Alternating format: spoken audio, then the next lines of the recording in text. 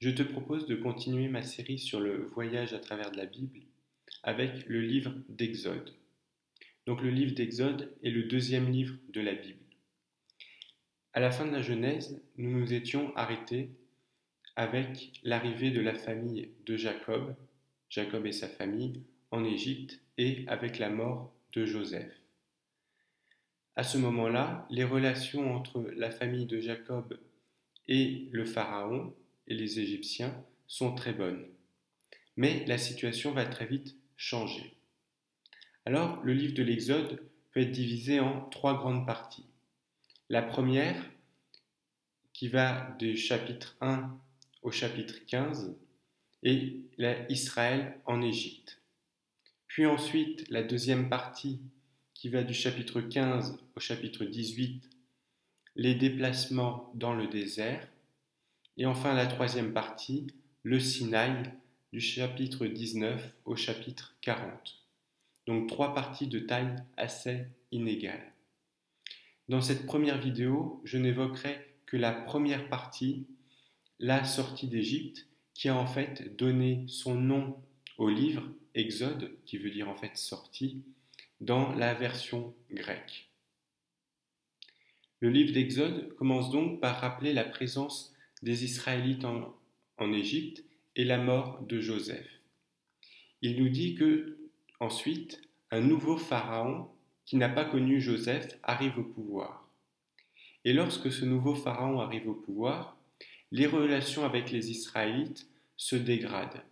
En effet, les Israélites sont de plus en plus nombreux et Pharaon perçoit cela comme un danger. Et il décide en fait de les utiliser comme esclaves. Mais cela ne suffit pas en fait à arrêter la progression des Israélites qui continuent à se multiplier. Et donc pour bloquer, les empêcher d'être trop nombreux, il va ordonner de tuer tous les enfants mâles. C'est dans ce contexte-là que naît le petit Moïse au sein d'une famille israélite avec comme papa Amran et comme maman Yochébed. Il a un frère aîné, Aaron, et une sœur, Myriam, une sœur aînée. Comme les Égyptiens doivent tuer tous les bébés israélites, sa maman va décider de le cacher. Et elle va le mettre dans un petit couffin et l'envoyer sur le Nil. Il se trouve que Moïse va finalement être recueilli par la fille de Pharaon qui va l'élever avec elle au palais. Moïse a donc une situation plutôt enviable par rapport à ses frères israélites puisqu'il n'est pas esclave, mais au contraire membre de la famille royale. Mais un jour, alors qu'il se balade, et il est déjà adulte, il voit un Égyptien frapper un Israélite. Et il décide d'intervenir, de faire justice et tue l'Égyptien. Le lendemain, Moïse sort à nouveau et voit deux Hébreux se battre. Il leur dit alors d'arrêter. Et il lui demande s'il compte les tuer comme il a tué l'Égyptien. Découvrant que le meurtre qu'il avait commis le jour précédent commence à être connu, Moïse prend peur et décide de s'enfuir loin du pays d'Égypte. Et il arrive dans un territoire appelé Madian. À Madian, il arrive chez un prêtre qui s'appelle Réouel, qui a 7 filles et qui lui donne une de ses filles comme femme. Moïse s'installe donc chez ce prêtre et continue une vie entre guillemets normale. Pendant ce temps, les Israélites continuent à souffrir en Égypte. C'est alors que Dieu décide d'appeler Moïse pour délivrer le peuple. Et Dieu se révèle à Moïse à travers un buisson ardent, c'est-à-dire un buisson qui brûle sans se consumer. Il est intéressant de noter que quand Dieu se présente à Moïse, il se présente comme le Dieu d'Abraham, d'Isaac et de Jacob, c'est-à-dire les ancêtres dont on a parlé dans le livre de la Genèse. Dieu dit à Moïse qu'il a vu les souffrances du peuple en Égypte et qu'il va le délivrer pour l'emmener dans la terre de Canaan qu'il avait promis justement à ses ancêtres, terre qu'il pourra ensuite habiter. Il envoie donc Moïse pour aller parler à Pharaon et demander la délivrance du peuple. Mais Moïse n'est pas vraiment enthousiaste à cette idée. Au contraire, il fait deux objections. La première, c'est qu'il dit que le peuple ne le croira pas. Dieu lui ordonne alors de jeter son bâton, et ce bâton se transforme en serpent. Dieu révèle en fait à Moïse qu'il appuiera sa parole par des miracles pour que le peuple le croie et accepte de le suivre. Mais Moïse explique ensuite qu'il ne sait pas parler, qu'il ne peut pas s'exprimer en public. Et Dieu lui dit alors d'appeler son frère Aaron et que ce sera Aaron qui sera son porte-parole en public. Une fois convaincu, Moïse va voir son beau-père, Jéthro, et lui dit qu'il doit partir en Égypte pour aller délivrer le peuple. En chemin, cependant, il part avec sa femme, se produit un des épisodes les plus mystérieux de la Bible. Un épisode d'ailleurs qui n'est pas sans rappeler celui que l'on a vu dans Genèse avec l'ange qui combat contre Jacob. Je vais te lire le petit extrait. Exode 4, versets 24 à 26. Pendant le voyage, au campement, Yahvé le rencontra et chercha à le faire mourir. Séphora prit un silex, coupa le prépuce de son fils et lui fit toucher ses pieds en disant « Tu es pour moi un époux de sang ». Alors, il le laissa quand elle dit « époux de sang » à cause de la circoncision. Dans ce passage, on voit que Dieu, alors que Moïse est en chemin, Dieu essaye de le tuer. Et finalement, Moïse est épargné parce que Séphora, donc la femme de Moïse, circoncit le fils de Moïse. Une fois arrivé en Égypte, Moïse va voir le peuple israélite et lui transmet la parole de Dieu, en l'appuyant par des miracles pour permettre au peuple de croire. Une fois le peuple convaincu, Moïse va s'adresser à Pharaon. Mais cette fois-ci, Pharaon refuse d'écouter Moïse. Et non seulement il refuse d'écouter Moïse, mais il décide d'augmenter les travaux, la difficulté des travaux du peuple. Auparavant, Pharaon fournissait les matières premières pour fabriquer les briques qui servaient ensuite aux constructions. Eh bien, Pharaon décide de ne plus fournir ces matières premières. Le peuple devra lui-même les chercher, mais en revanche, il devra toujours produire la même quantité.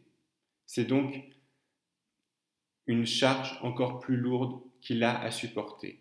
Donc, loin d'avoir diminué les souffrances du peuple, cette première intervention de Moïse n'a fait que les augmenter.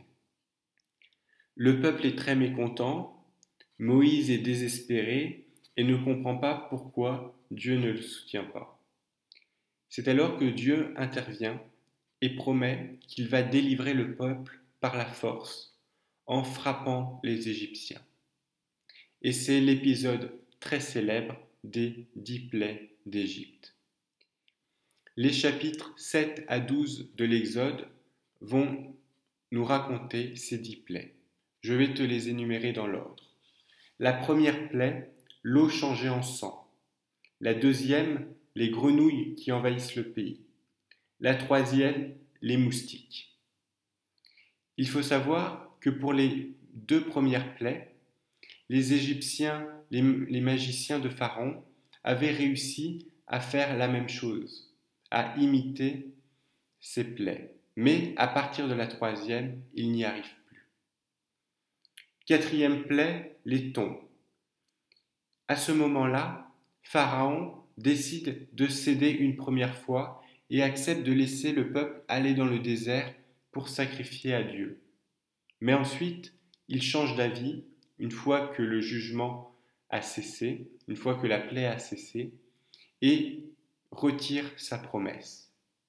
Il est donc frappé par une cinquième plaie, la mortalité du bétail, puis une sixième, les ulcères, et une septième, la grêle. À nouveau, Pharaon accepte de libérer le peuple, puis ensuite, une fois que la plaie est terminée, retire sa parole. Même chose pour la huitième plaie, les sauterelles, et pour la neuvième plaie, les ténèbres.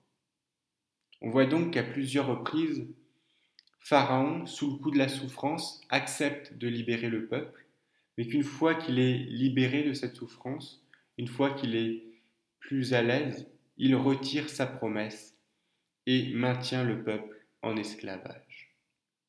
Dieu annonce alors une ultime plaie qui, cette fois-ci, frappera les Égyptiens au cœur, qui touchera ce qu'il y a de plus précieux.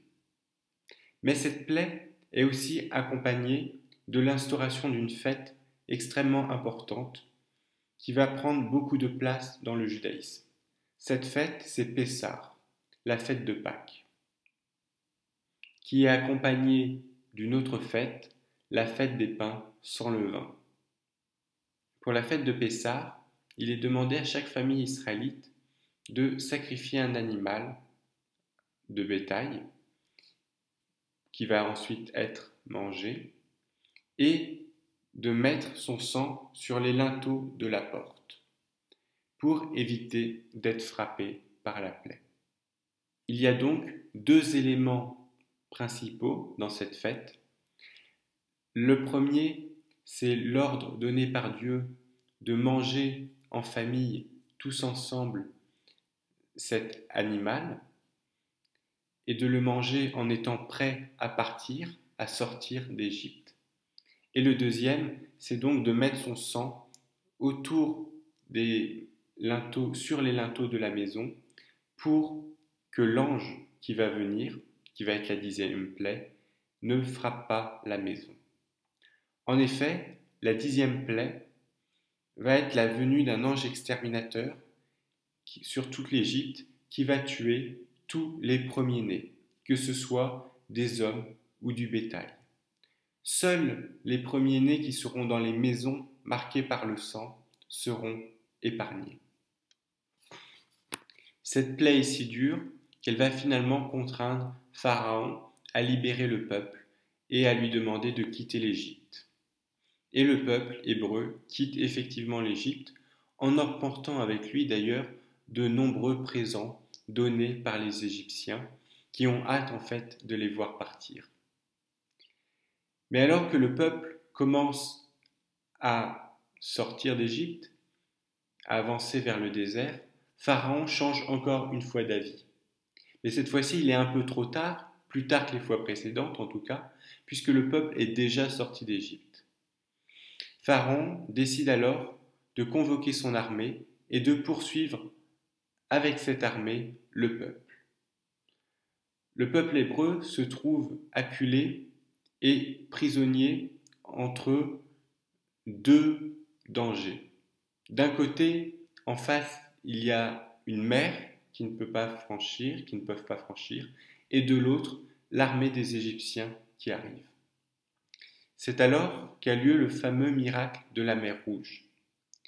Dieu va permettre à Moïse d'ouvrir en deux la mer pour que le peuple puisse traverser à pied. Une fois que le peuple traverse la mer à pied, les Égyptiens vont les poursuivre au travers de la mer, mais au moment où l'armée égyptienne va être dans la mer va se refermer en deux et toute l'armée égyptienne va être détruite. À ce moment-là, voyant l'œuvre de Dieu, Moïse et les Israélites entament un cantique pour lui rendre gloire.